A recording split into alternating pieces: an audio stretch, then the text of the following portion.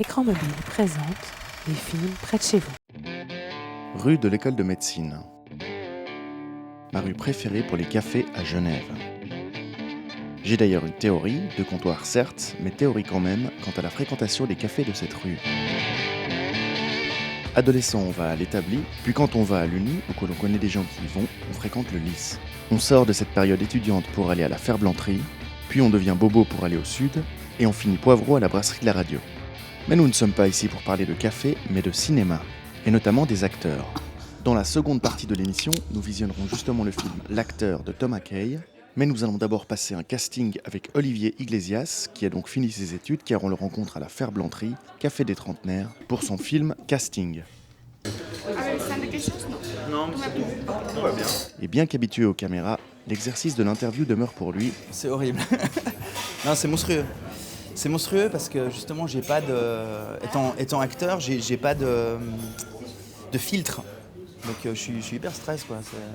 C'est hyper stressant en fait. J'ai fait beaucoup de casting en fait dans des coproductions franco-suisses pour des séries ou des téléfilms. Et puis j'avais été pris pour Vénus et Apollon, qui est Tony Marshall en fait, qui faisait une suite de Vénus Beauté. Et puis j'avais été pris pour faire le portier. Alors j'étais allé à Paris, tu vois, c'était 2 jours à Paris, monstrueux, super hôtel, machin et tout. Puis j'avais un tout petit rôle, j'avais une réplique. Et puis c'était l'horreur. C'est-à-dire que je suis arrivé, et puis tout était fait pour que je le fasse bien et tout. Et puis c'était horrible parce que je jouais devant elle et puis j'étais vraiment impressionné, tu vois, Maria de Medeiros devant moi. Enfin, puis je vais juste lui dire une phrase. Et puis j'ai hyper stress et j'ai tout mis dans la phrase. Enfin, c'était vraiment exagéré, tu vois.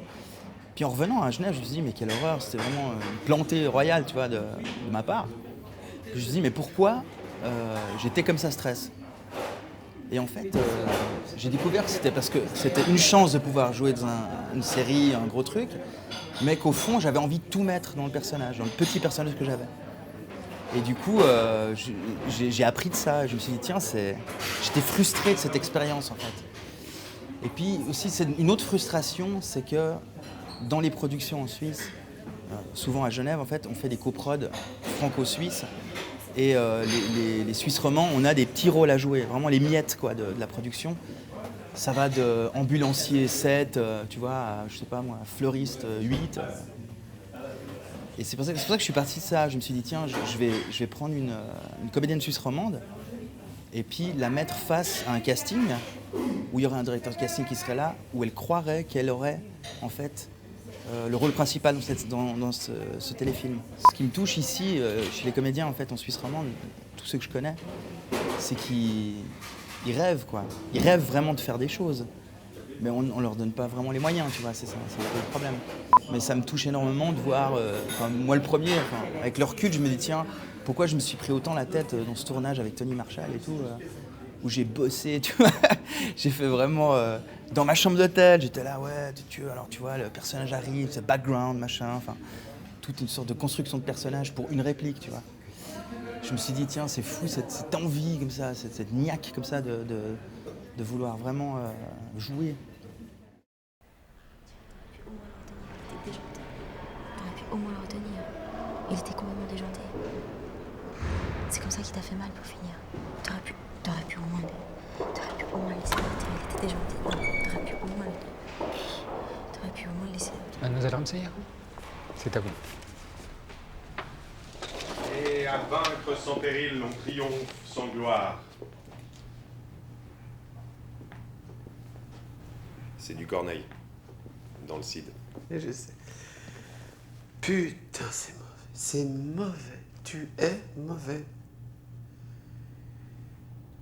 On t'a jamais dit?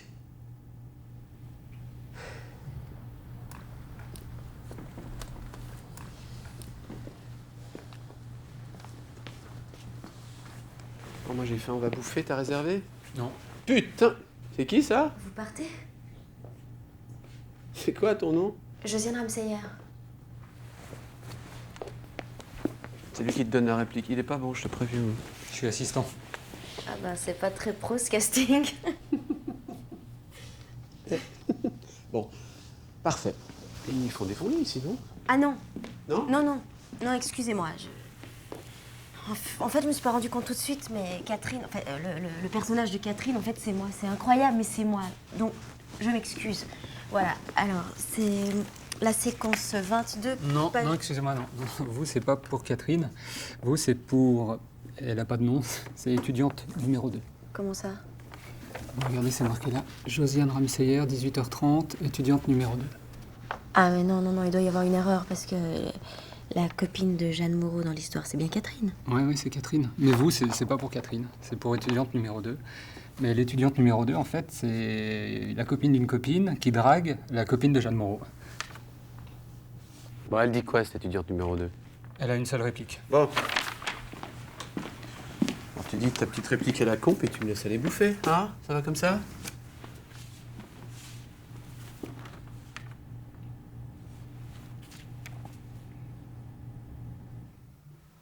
Non, ça va pas. Non, c'est toujours pareil. On nous refile toujours des petites merdes de rôles à la con qui nous font passer pour des acteurs de seconde zone, mais ce qu'on n'est pas. Putain de bordel de merde. On n'est pas des acteurs minables. Et en plus, on n'a pas de pratique. Mais évidemment, on nous refile que des panouilles. Alors nous, qu'est-ce qu'on fait? On devient des professionnels de court-métrage pour étudiants fauchés, voilà. On devient des icônes du court-métrage suisse roman raté. Et on n'est même pas sélectionné à Spitz. Et c'est pas pour autant qu'on le fait mal. Non, on le fait avec tout notre cœur. Avec tout notre désespoir. Parce qu'on est désespéré. Vous comprenez? Absolument désespéré. Et qu'on y croit quand même. Et qu'on a besoin... On a besoin d'amour, on a besoin de reconnaissance. Voilà. D'ailleurs, c'est ce qui vous manque le plus à vous tous, là. Les producteurs, réalisateurs, entubeurs français, européens... Impérialistes. Voilà, parfaitement, vous êtes des impérialistes. Et vous savez même pas ce que c'est que l'amour. Non, mais tu dis ta petite réplique à la con, puis tu me laisses aller bouffer, hein? Ça va comme ça? Oui. Ah bon, allez hop. Je me mets debout? Mais oui, bien sûr. Tu regardes la caméra, tu dis qui tu es, tout ça, hein?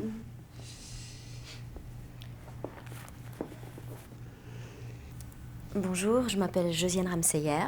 J'ai 28 ans. J'ai fait... Non, ça va. Tu dis ta réplique. C'est toi qui vois, ma chérie. Tu portes des lentilles maintenant? Non, putain, c'est théâtre. Donc tu... C'est toi qui vois, ma chérie. Tu portes des lentilles maintenant? Josiane, est-ce que tu comprends le sens de ce que tu dis? C'est toi qui vois, ma chérie. Expression. Tu portes des lentilles maintenant. Constatation, d'où humour. Bon, vas-y. C'est toi qui vois, ma chérie. Tu portes des lentilles maintenant? Est-ce que je peux te demander un tant soit peu de sensualité? Merci. C'est toi qui vois, ma chérie. Tu portes des lentilles maintenant? Ah, c'est pas mal, hein? C'est pas mal. Tu peux dire la même chose et ça a l'air? C'est pas pour moi, hein, c'est pour José. Qui ça? José. José Daillon.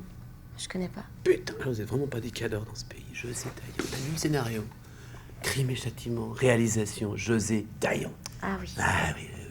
Bah, il faut quand même de temps en temps regarder les chaînes françaises. Il faut se cultiver un peu. Putain. On vous apprend pas ça ici? Oh putain, arrête de pinailler là. Tu montes tes nunibars et puis... Non, parce que ça devient pénible, hein?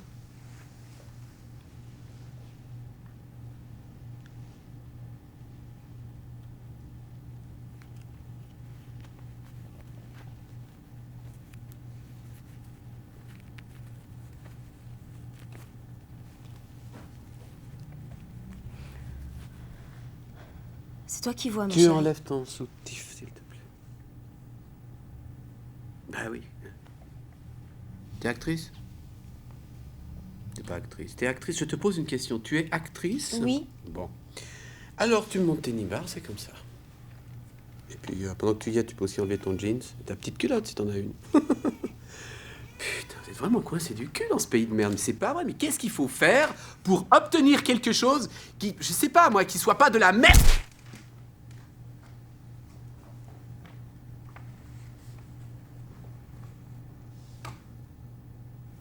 Non mais de quoi je me mêle, merde?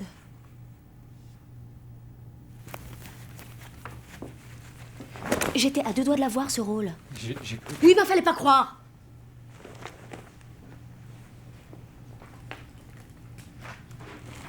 Tu sais comme c'est difficile d'avoir un casting, ici, en Suisse?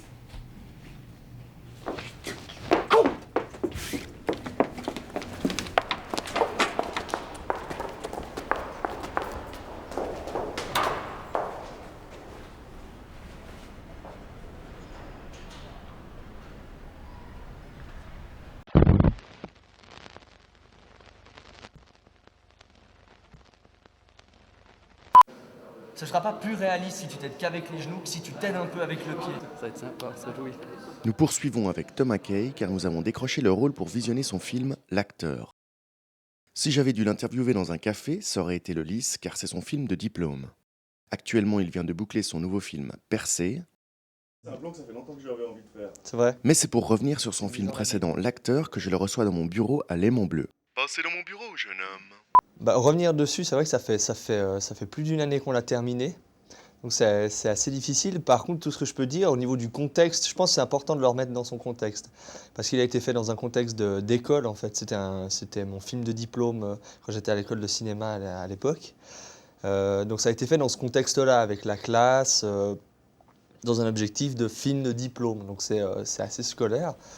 Et puis c'était une manière un peu d'expérimenter certaines choses, comme si c'était un exercice en fait, d'une certaine manière, quoi.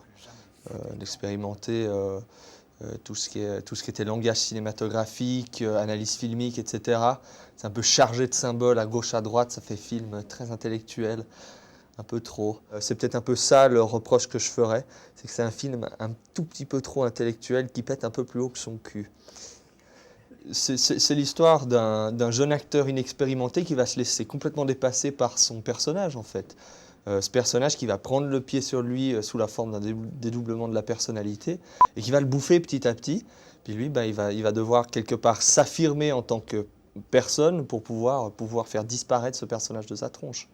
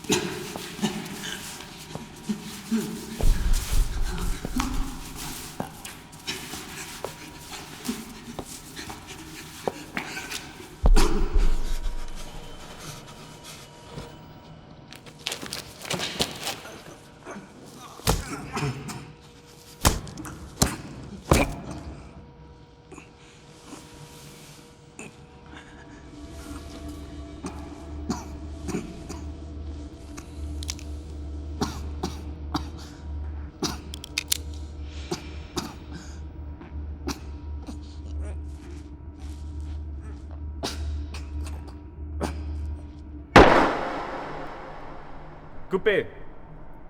Clap de fin. L'acteur, 96/1, 12e.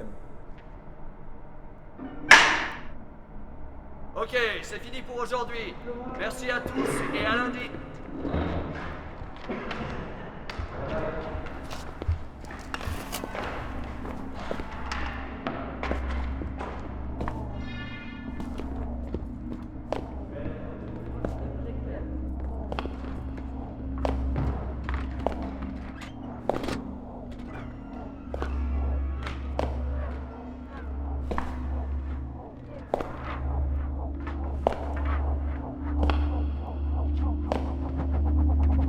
Michael.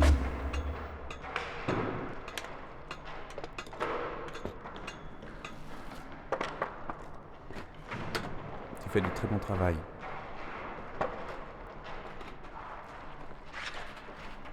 Dans le scénario, Thomas est une machine à tuer, un personnage sans intérêt, auquel personne ne peut s'identifier.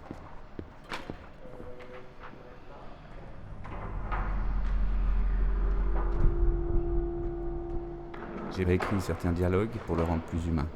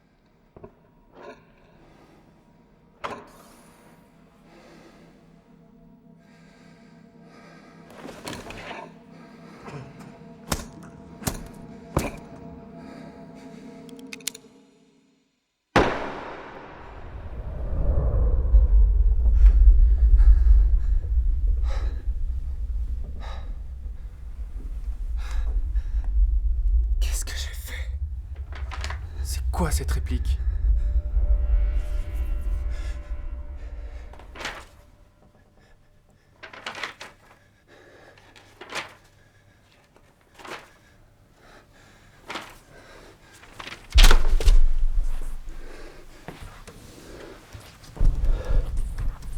Qu'est-ce que tu fais encore ici?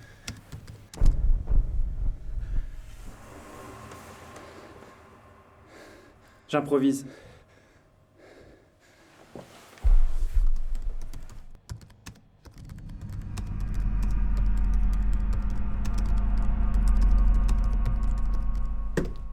Voilà. Ça va te plaire. Mais tu n'as aucun droit de faire ça. Grâce à qui t'as eu ce rôle? Ce vieux dégénéré transforme notre texte, ce que nous sommes. Et toi, je fais ce que je veux. Quand je veux.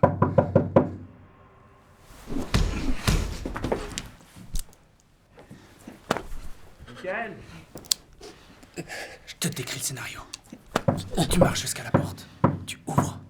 Tu te débarrasses d'eux. Ça tourne. Et pas de moi. Qu'est-ce que tu fous?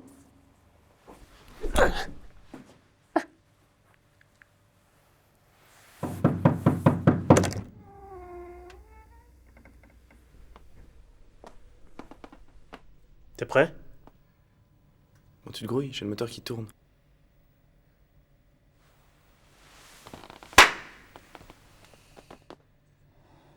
J'ai beaucoup de travail. Coupé. Recommence. J'y crois pas une seconde. J'ai beaucoup de travail, je vais pas pouvoir venir. Putain, j'en étais sûr. Et c'est quoi ton excuse cette fois? Répète après moi. J'ai pas de temps à perdre avec vos conneries. J'ai pas de temps à perdre avec vos conneries. Je ne veux plus jamais. Foutez le camp.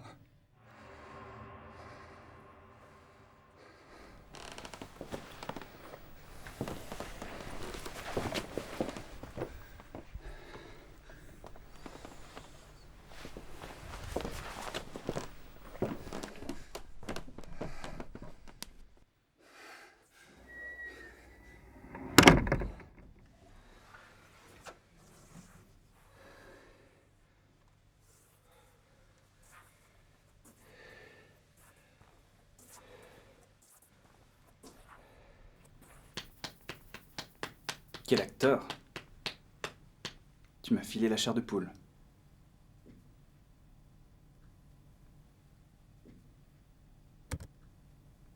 Qu'est-ce que tu fous?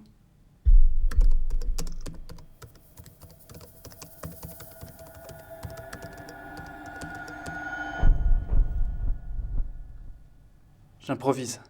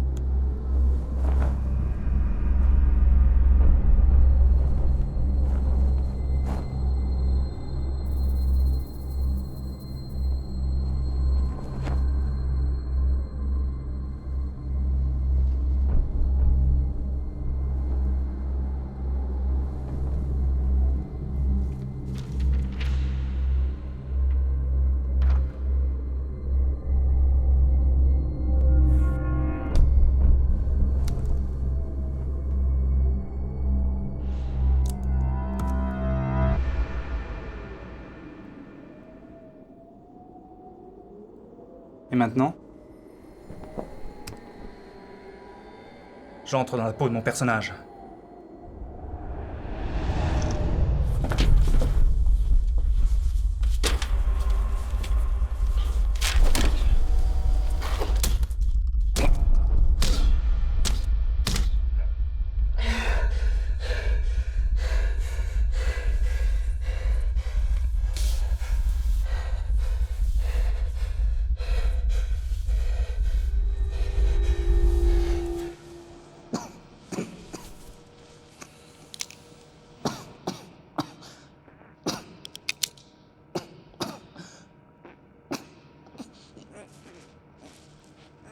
Coupé. L'acteur, 96/1, 12e.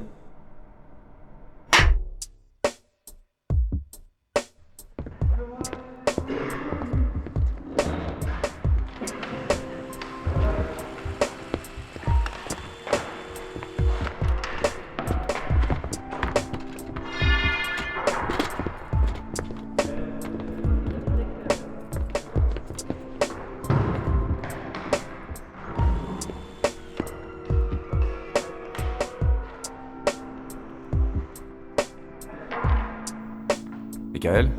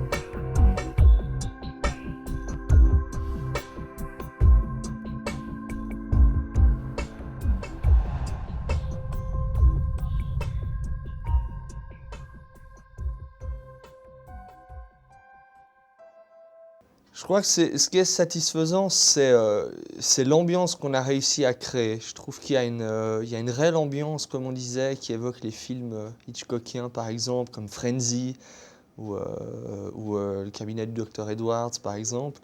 Ça, j'en suis assez content. Maintenant, il y a plein de choses. J'entends, faut pas me demander de dire ce dont je suis content, parce que je suis jamais vraiment content. C'est pour ça qu'on continue à faire des films, sinon on s'arrêterait.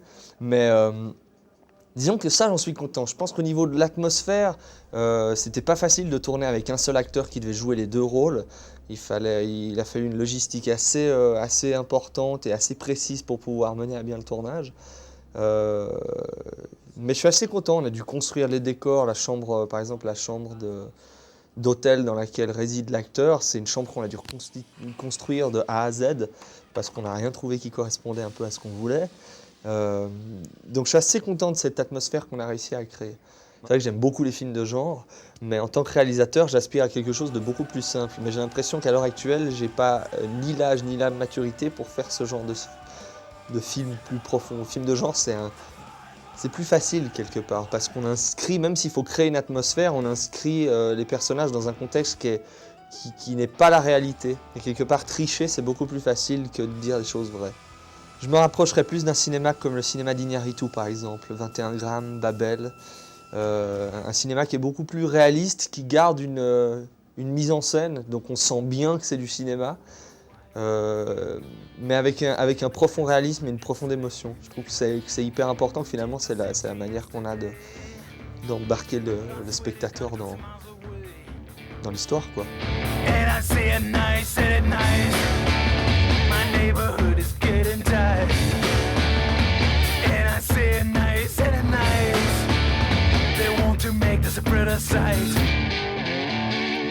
L'histoire de la vraie vie d'Arthur À l'origine, c'était inspiré d'une nouvelle qui s'appelle The Secret Life of Walter Mitty, la vie secrète de Walter Mitty. C'était une nouvelle qui a été écrite par James Thurber dans les années 40, 39-40. La nouvelle, je l'ai lue en fait pendant une épreuve d'anglais. En fait, c'est né aux États-Unis, à Washington DC, parmi un groupe des amis en fait qui voulaient s'amuser pendant le week-end. Par le challenge, le défi de faire un film en 48 heures. Je suis parti un petit peu à Paris pour me découvrir un peu. Et puis j'ai cherché un peu plein de maisons de production. Alors à Paris, vous en avez 200, donc c'était un peu compliqué. Le cinéma est génial. Ça permet de faire du fantastique, ça permet de créer des univers de toutes pièces sans être entre quelques rideaux et devoir tourner avec des illusions que l'on connaît déjà.